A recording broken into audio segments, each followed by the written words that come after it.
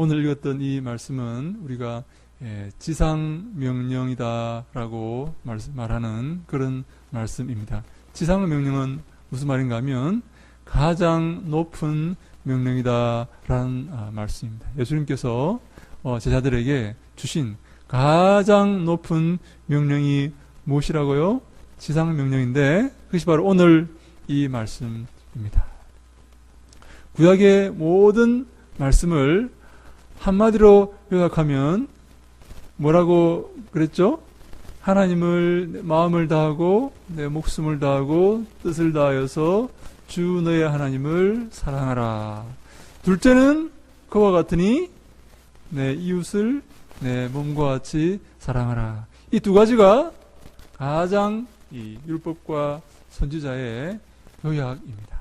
구약을 요약하면 첫 번째, 마음을 다하고 성품을 다하고 뜻을 다하고 힘을 다하여서 주 너의 하나님을 사랑하라.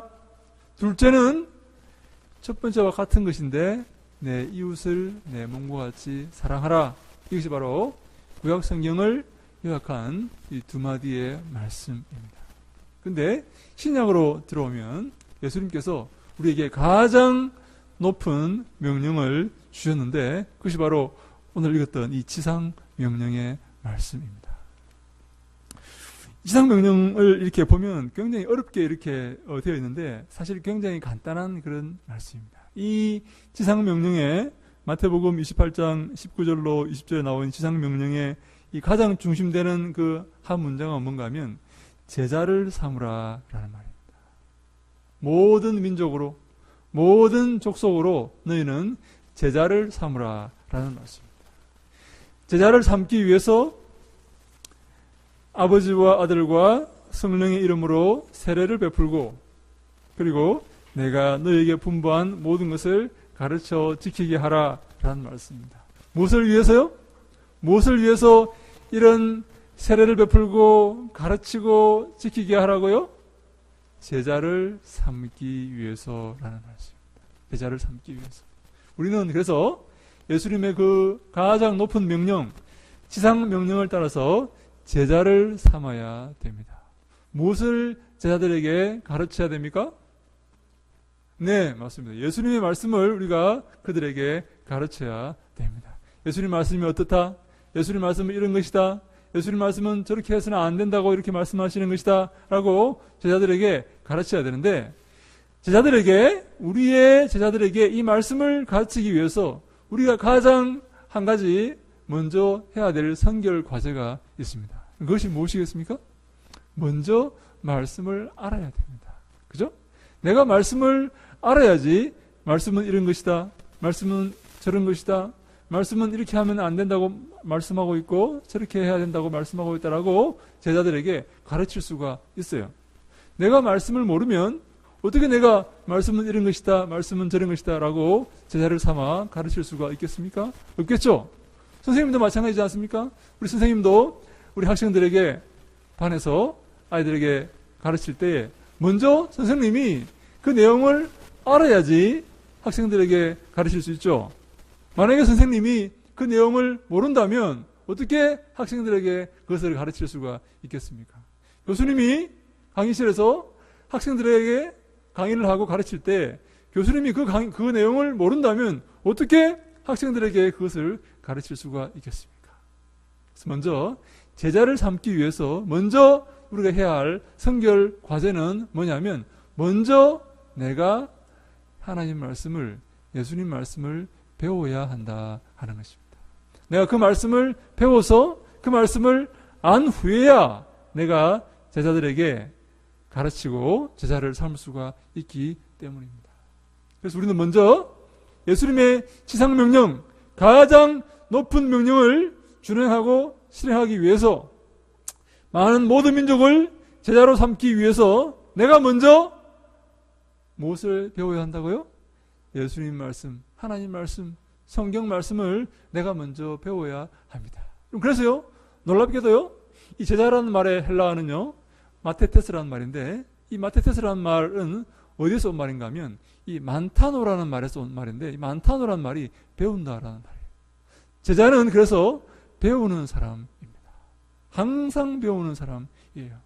나이가 많든 적든 남자건 여자건 종이건 자유인이건 항상 하나님 말씀을 배우고 예수님 말씀을 배우는 사람이 바로 제자이다 라는 것입니다. 다시 한번 합니다. 예수님의 제자는 누구입니까? 예수님 말씀을 배우는 사람입니다. 예수님 말씀을 배우는 사람입니다. 그래서 우리는 오늘도 예수님 말씀을 배우기 위해서 애쓰고 노력해야 됩니다.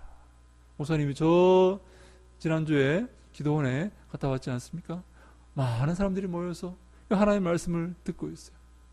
얼마나 간절하게 얼마나 사모하는 마음으로 그 말씀을 듣고 배우고 알려고 하는지 참 감동을 많이 받았어요. 우리 정말 설교하면 사람들이 눈을 감고 있기도 하고 자기도 하는데 한 사람도 그런 사람 없이 정말 그 말씀을 듣기 위해서 그 말씀을 배우기 위해서 집중하고 그 목사님이 기도원의 목사님이 설교를 1시간 이상 하는데 그것을 꼼짝도 하지 않고 그대로 그 말씀을 똑바로 듣고 있는 것을 보고 목사님이 너무나 감동을 받았어요. 야, 우리도 저렇게 해야 되는구나. 네? 저렇게 하나님의 말씀을 사모해야 되고 저렇게 하나님의 말씀 앞에 나아가기를 애쓰고 노력해야 되는구나 하고 굉장히 큰 감동을 받았습니다. 항상 우리는 자만하지 말고 내가 뭘 안다고 생각하지 말고 하나님 말씀을 항상 배우고 항상 하나님 말씀을 읽고 항상 하나님 말씀을 듣고 항상 하나님 말씀을 공부하는 그런 동탄 예수교회가 되기를 주님 이름으로 축원합니다. 많은 사람들이 예수님의 말씀과 상관없는 그런 삶을 살아가고 있습니다. 많은 사람들이 하나님을 사랑하고 하나님께 영광 돌리는 그 말씀의 내용과 상관없이 자기의 욕심과 자기의 그런 욕망을 채우기 위해서 살아가는 것을 이렇게 보게 됩니다. 여러분 주위를 한번 둘러보세요.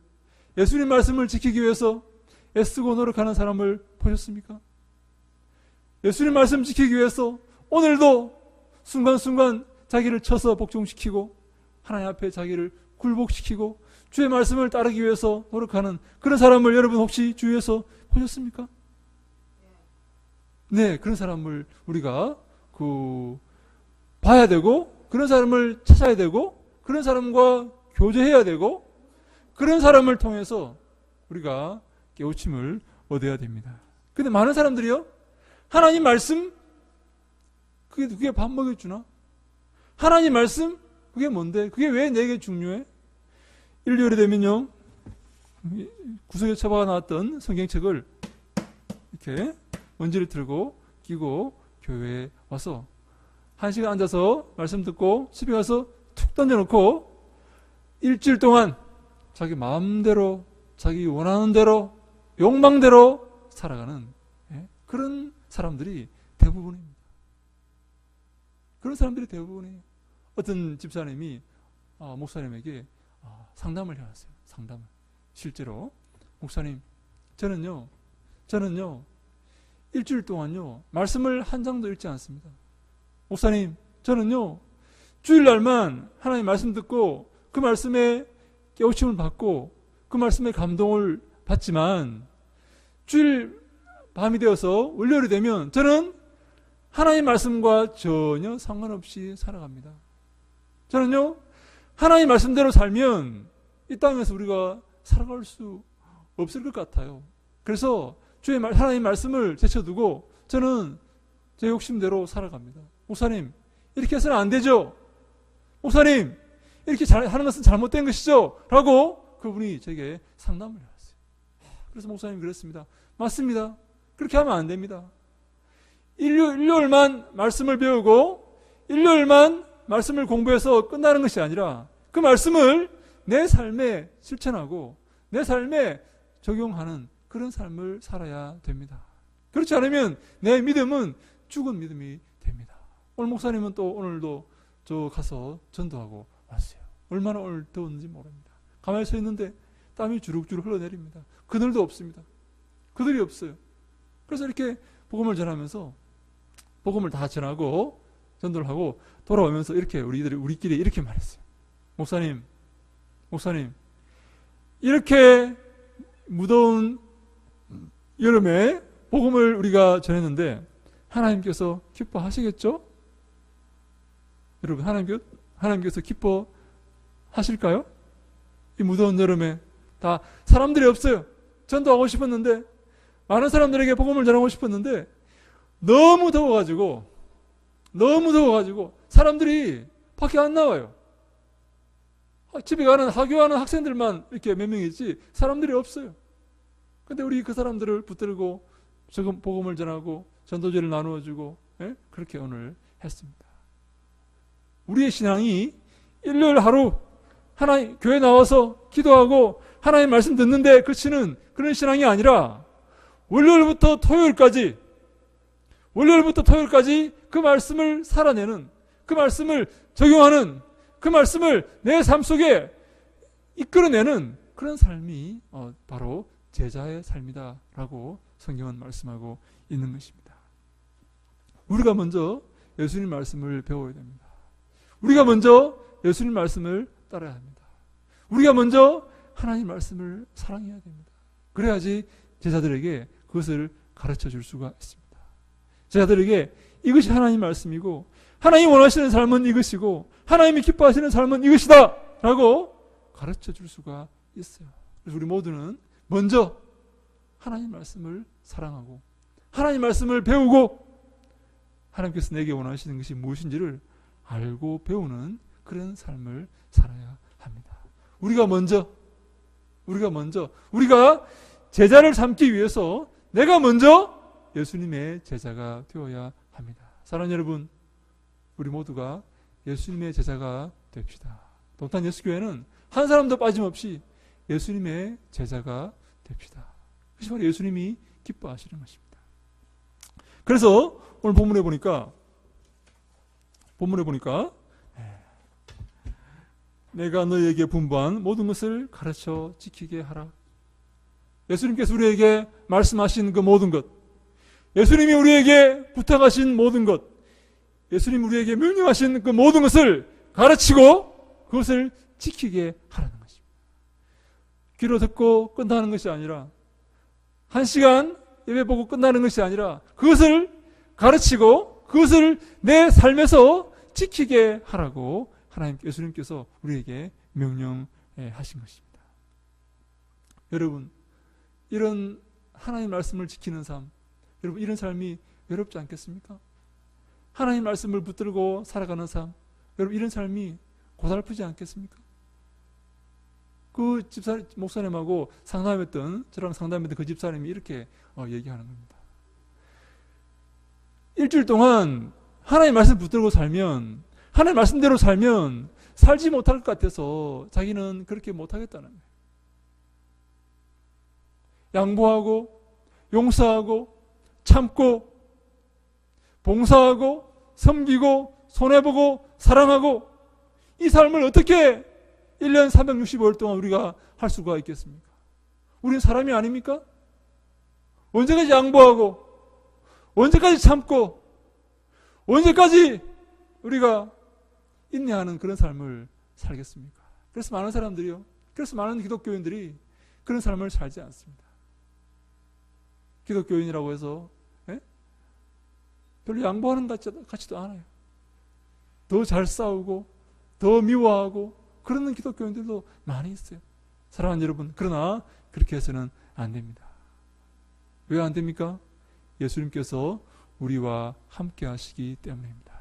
우리에게 이 명령을 주신 예수님께서 제자를 먼저 제자가 되고 그리고 제자를 삼으라고 말씀하신 이 예수님께서 우리와 함께 하시겠다고 약속하셨기 때문입니다. 우리 20절 말씀 같이 우리 한 번 더 볼까요? 자, 시작. 볼지어다 내가 세상 끝날까지 너희와 항상 함께 있으리라 하시니라. 아멘. 볼지어다. 보라. 주목하라. 주목하세요. 내가 세상 끝날까지 너희들과 함께 있을 것이다. 내가 이 세상 끝날까지 너희들의 삶이 끝날 때까지, 천국에 이를 때까지, 하나님 곁에서 행복한 삶을 살 때까지 이 땅에서 내가 너희들과 항상 함께 있어 줄 것이다 라고 예수님께서 우리에게 약속하신 것입니다. 내가 너와 항상 함께 할 것이다. 사랑하는 아들아, 두려워 말라. 사랑하는 아들아, 걱정하지 말라. 말씀을 지키고 그 좁은 길을 걸을 때에 두려워하지 말라. 놀라지 말라. 걱정하지 말라. 내가 너와 함께 할 것이다. 내가 너를 지켜줄 것이다. 내가 너를 붙잡아 줄 것이다 라고 예수님께서 약속을 해 주신 것입니다. 내 혼자 내 힘으로 살아갈 때는 힘들고, 내 힘으로 살아갈 때는 두렵고, 내 혼자의 힘으로 할 때는 무섭지만, 자신이 없지만 누가 우리와 함께 하신다고요? 예수님이 우리와 함께 하십니다. 아들아, 내가 너와 함께 할 것이다. 너는 놀라지 말라. 너는 두려워 말라. 내가 불 가운데로 지나갈 때에 내가 너와 함께 할 것이고, 내가 물 가운데로 지나갈 때에 물이 너를 삼키지 못할 것이다 라고 하나님께서 우리에게 약속해 주셨습니다. 왜요? 우리가 하나님의 자녀이기 때문입니다. 예수 그리스도의 제자이기 때문입니다. 저는요, 자녀들이 있어요. 그 자녀가 어려움을 겪으면, 얼마 전에 제가 지난번 교회에서 있었던 영어 예배를 인도했는데, 그 영어 예배에 한 집사님이 여름에 저 강원도 저 계곡에 놀러 갔다가 그 집사님이 두 아들과 그 네 가족이 놀러 갔는데, 아빠와 두 아들이 물에 빠져 죽은 그런 일이 있었어요. 근데요, 그 아들 하나가 처음에 튜브를 타고 그 물에서 놀다가 튜브가 뒤집혀가지고 애 하나가, 막내 아이가 그 물에 빠졌어요. 그래서 살려달라고 막 이렇게 하는데, 그걸 보고 형아가 그걸 보고 뛰어 들어갔어요. 그 물에 뛰어 들어갔어요. 그 동생을 구하려고. 근데 그걸 보고 아빠가 같이 또 들어갔어요.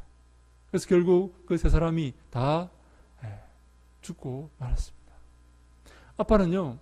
아빠는 자식들이 물에 빠졌을 때 내가 들어가야 되나 말아야 되나 계산하지 않습니다. 아빠는요, 자동적으로 들어갑니다.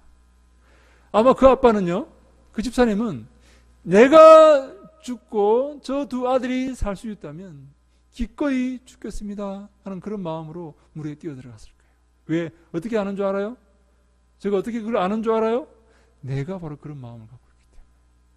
저 두 아들이 살고 내가 죽는다면, 목사 하나님, 저는 기꺼이 뛰어 들어갑니다. 하나님, 저 두 아들을 살려주십시오 라는 마음으로 그 아빠가 물에 뛰어 들어간 거예요. 결국 세 사람이 다 죽고 말았지만 말입니다. 하나님이 우리와 함께 하십니다. 우리가 그 좁은 길을 걸을 때에, 그 어려운 길을 걸을 때에, 고난의 길을 걸을 때에, 외로운 길을 걸을 때에 하나님 우리와 함께 하실 것입니다. 내가 너를 지켜줄 것이다. 내가 세상 끝날까지 볼지어다. 주목하라. 내가 세상 끝날까지 너와 함께 할 것이다. 너는 두려워하지 말라. 놀라지 말라. 무서워하지 말라. 당황하지 말라. 내가 너와 함께 할 것이다 라고 예수님께서 약속해 주셨습니다.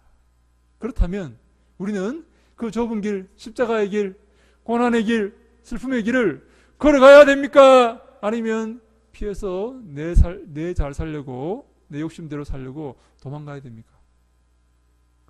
십자가의 길, 좁은 길, 고난의 길, 어려운 길을, 그리스도의 뒤를 따르는 그 길을 걸어가야 됩니까? 아니면 내 잘 살려고, 내 욕심대로 살려고, 내 마음대로 살아가야 됩니까?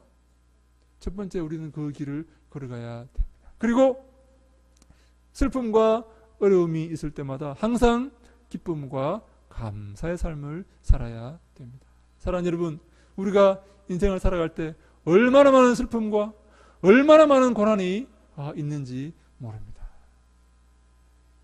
어떤 이야기를 들었어요. 목사님이 들으는데 어떤 사모님이 계셨는데 이 사모님이 자식을 군대에 보냈어요.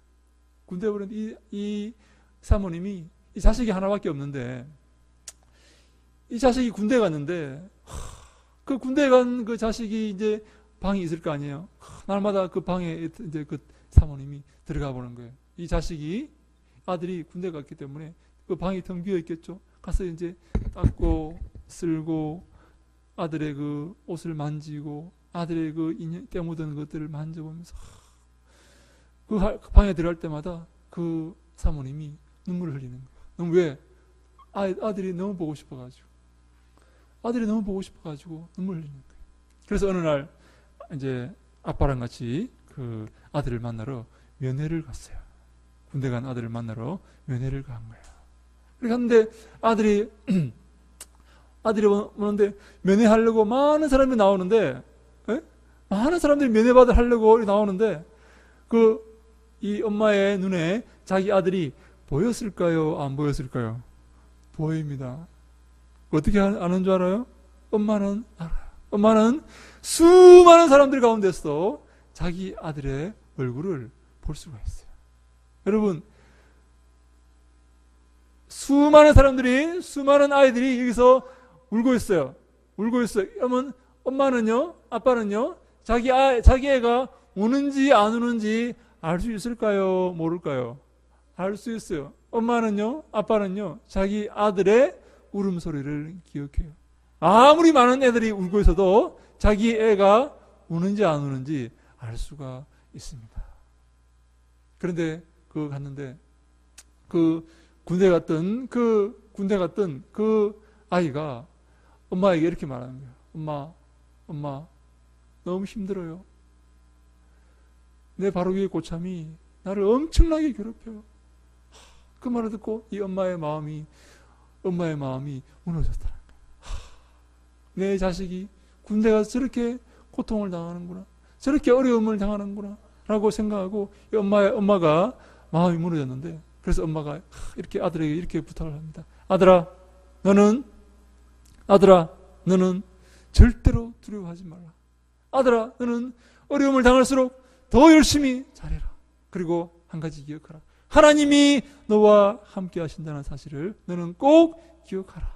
라고 엄마가 아들에게 부탁을 하고 이렇게 집에 들어와서 날마다 새벽에 아들을 위해서 기도했답니다. 그런데 결국 그 아들은요, 어머니의 그 기도 때문에 그 어려움을 극복하고 더 훌륭한 그런 사람이 되었다는 그런 이야기를 제가 이렇게 들었어요. 결국은 자기를 괴롭히는 그 고참의 그 괴롭힘이 결국은 이 아들을 더 훌륭하게 만들어서 이 아들이 결국 훌륭하게 이렇게 잘 되었다는 그런 얘기를 제가 들었어요. 사랑하는 여러분, 하나님이 우리와 함께 하시기 때문에 우리가 어떠한 어려움과 어떠한 고난의 길을 간다 할지라도 우리는 결코 낙심하지 아니하고 결코 넘어지지 아니하고 우리는 승리할 줄로 믿습니다. 왜요? 하나님이 우리와 함께 하시고 예수님이 우리와 함께 하시기 때문입니다. 예수님 우리를 지키시고 예수님 우리를 인도하시기 때문에 어떠한 슬픔과 어떠한 고통과 고난의 길을 걷는다 할지라도 우리는 결국 승리하게 되어 있습니다. 그래서 우리는 이 땅에서 기뻐하며 감사하는 삶을 살아야 할까요? 불평과 원망하는 삶을 살아야 할까요? 기쁨과 감사의 삶을 살아야 됩니다. 왜 그렇다고요? 하나님 우리와 함께 하시기 때문에, 예수님 우리와 함께 하시기 때문에 우리의 이 길이 결국 승리의 길이고 우리의 이 길이 결국 하나님께 영광 돌리며 이 길이 결국 우리에게 큰 영광이 되는 길임을 우리가 알기 때문에 항상 기뻐하며 감사하는 그런 삶을 살아야 됩니다. 제가 부족하지만 항상 기뻐하며 감사해야 됩니다. 항상 기뻐하며 감사해야 됩니다.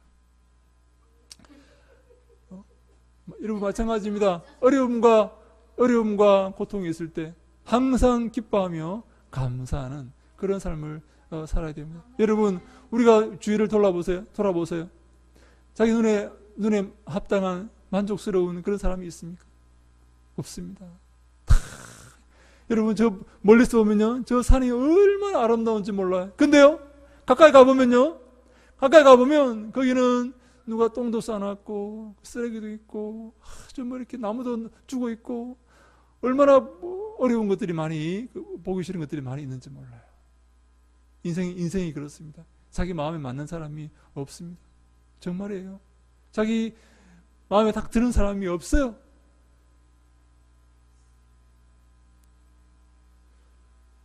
그러나 우리는 항상 기뻐하며 감사하는 그런 삶을 살아야 하는 것입니다. 그래서 바울이 이렇게 말했지 않습니까? 항상 기뻐하라. 쉬지 말고 기도하라. 범사에 감사하라. 기쁨과 감사의 삶을 살지 못하는 사람은 믿음이 없는 사람이에요. 목사님 볼 때 믿음이 있다면 하나님이 내 삶을 인도하시고 하나님이 내 삶과 함께 하시고 내 삶을 지키신다는 그 믿음이 있다면 우리는 기쁨과 감사의 삶을 살 수가 있어요. 이스라엘 백성이 여러분 그렇습니다. 불평과 불만의 삶이었습니다. 하나님께 원망하고 끝까지 하나님을 배신하고 하나님을 외면했던 그런 삶이 바로 이스라엘 백성의 삶입니다. 우리 함께 마지막으로 우리 한 군데만 찾아보고 우리 오늘 설교를 마칠 건데요. 출애굽기 우리 16장 한번 볼까요? 출애굽기 16장입니다.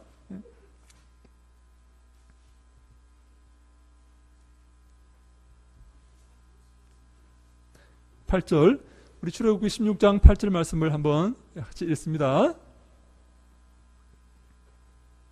출애굽기 16장 8절 말씀 찾았습니까? 자, 같이 한번 읽어봅시다. 시작. 모세가 또 이르되 여호와께서 저녁에는 너에게 고기를 주어 먹이시고 아침에는 떡으로 배불리시리니 이는 여호와께서 자기를 향하여 너희가 원망하는 그 말을 들으셨음이라. 우리가 누구냐? 너희의 원망은 우리를 향하여 함이 아니요 여호와를 향하여 함이로다. 아멘. 이스라엘 백성이 광야에서 살면서 모세에게 원망합니다. 물이 없어요. 고기 먹고 싶어요. 배고파요.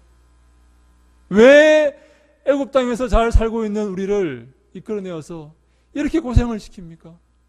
왜 그냥 내비뒀으면 내가 거기서 잘 살고 죄 가운데 살지라도 행복하게 배부르게 살았는데 왜 나를 이끌어내어서 이 고생을 시킵니까? 왜 나를 이끌어내어서 당신의 제자로 삼아서 어려운 길을 걷게 합니까? 그 애굽에서 죄 가운데 내가 그래도 행복하게 살았는데요. 이렇게 원망을 하는 거예요. 이 원망은 누구에게 하는 원망이라고요? 하나님에게 하는 원망이라는 거예요. 하나님 우리를 이까지 인도하셨는데 하나님이 나를 인도하시고 나와 함께 하시는데 내 삶을 기쁨과 감사의 삶으로 살지 않고 불평과 원망의 삶을 사는 것이에요. 그래서 이스라엘 백성이 광야에서 다 죽었습니다. 다 죽었어요. 가나안 땅에 못 들어갔어요. 왜? 불평과 불만과 원망의 삶을 살았기 때문에 하나님 인도하시는 그 사실을 기억하고 하나님을 믿고 그리스도의 뒤를 따르며 주님과 동행하는 아름다운 삶을 믿음으로 살아가야 되는데 그렇지 못하고 불평과 원망과 짜증과 싸움과 다툼의 삶을 살았기 때문에 그들은 한 사람도 가나안 땅에 그 행복한 가나안 땅에 들어가지 못하고 광야에서 다 죽고 말았습니다. 동탄 예수교회는요 기쁨과 감사의 교회가 되어야 됩니다. 불평과 원망과 짜증과 손가락질과 미움의 그런 공동체가 아니라 하나님을 의지하고 우리와 함께 하시는 하나님 볼지어다 내가 이 세상 끝날까지 너와 항상 함께 할 것이라는 그 예수님의 그 약속을 의지하고 그리스도의 뒤를 따르며 기쁨과 감사의 삶을 살아가는 우리 모두가 되기를 주님 이름으로 축원합니다. 아멘 안 한 사람을 다시 합니다. 어떠한 어려움과 슬픔이 있을지라도 주께서 우리에게 약속하신 그 말씀을 믿고 기쁨과 감사의 삶을 살아가시는 여러분 모두가 되기를 주님 이름으로 축원합니다. 아멘.